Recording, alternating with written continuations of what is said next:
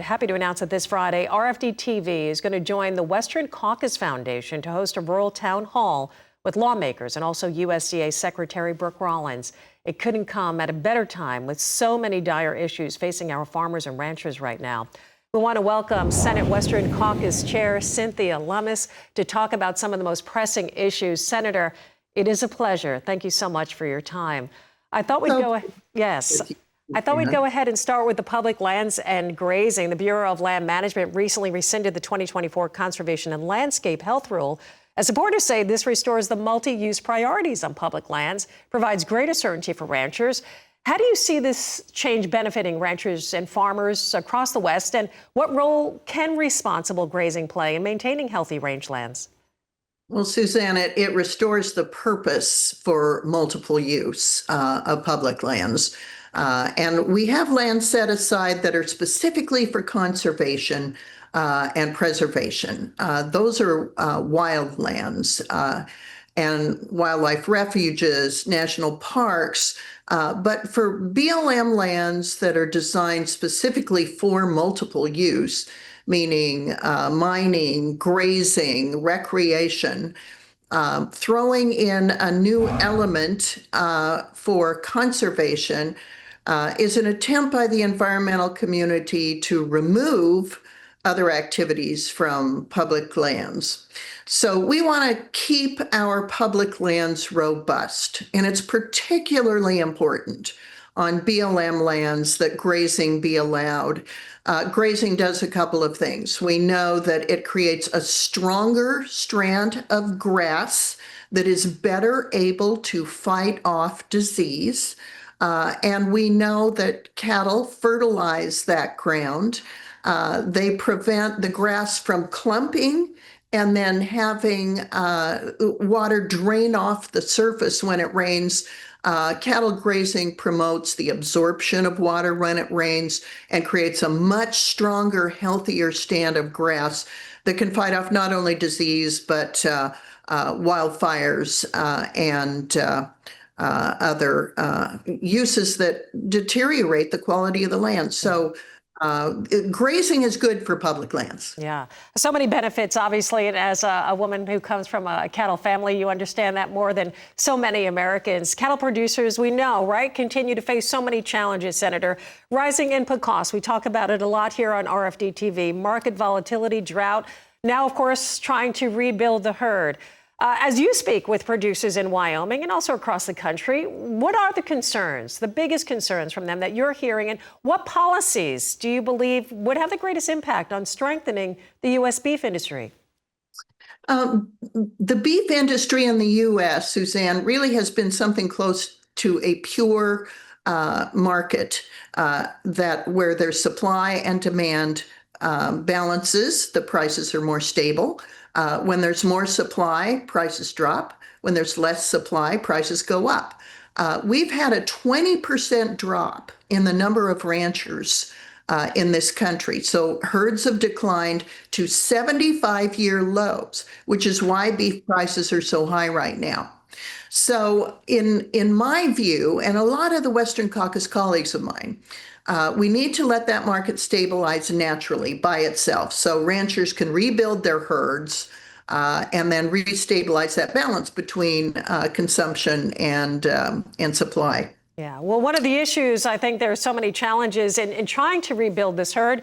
I'm sure you have heard the headlines are out there. The concern throughout the cattle industry right now is new World Screwworm, the potential threat that it poses to U.S. livestock. How serious is this issue from your perspective, and what steps do you think Congress and federal agencies need to be taking now to protect American cattle producers and prevent an outbreak here in the States? Well, I am so delighted that the USDA recognizes the potential of this threat. They are producing more sterile flies that can be released in areas where the screwworm is starting to come into, for example, South Texas.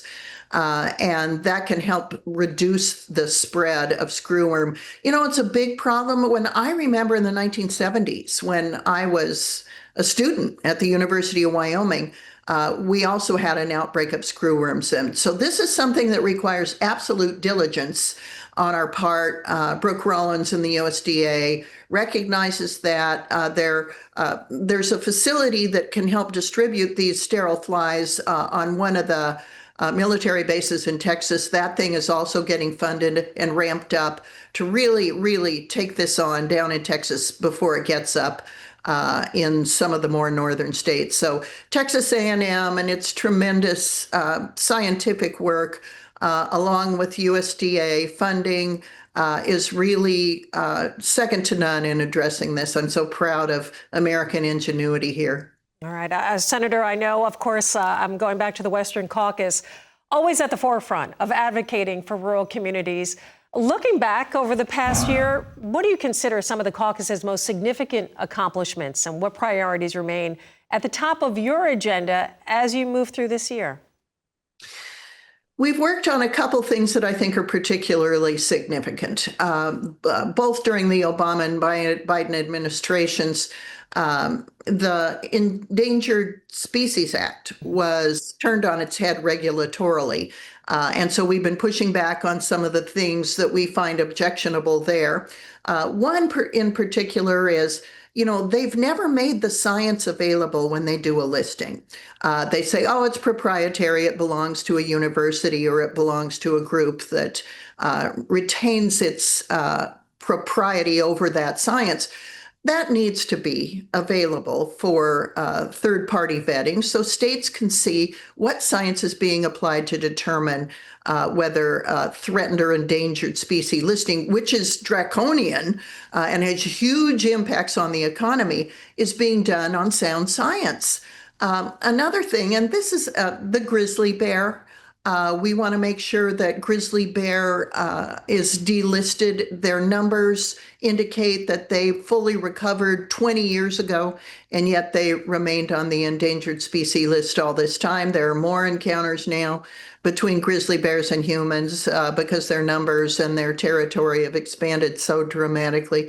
That's an example of a species that needs to be delisted. We want to make sure that recovery and delisting is the goal, rather than list and retain them on the list for political reasons rather than scientific reasons. And so I even have a bill with Harriet Hagan, my Wyoming colleague on the other side of the Capitol, to change the Act's name from the Endangered Species Act to the Endangered Species Recovery Act. So the emphasis needs to be on recovery, not on just listing. Well, Senator, on a personal note, we wanted to thank you for joining us and for all the work that you have done and continue to do on behalf of our producers. We know that you are not seeking re-election. What does 2027 look like for you, Senator?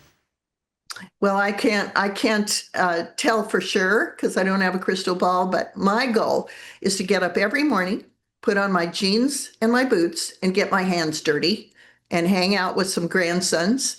I will probably still be involved in issues in some way, shape, or form, but fortunately, there's a lot of talent following my departure from Washington, D.C., and we can count on people like you, Suzanne, to make sure that it's reported and the American people know their best interests are being represented in Washington, D.C. On behalf of all of us here at RFD TV, Senator, we thank you for your time and thank you for your service. Senator Cynthia Lummis of Wyoming.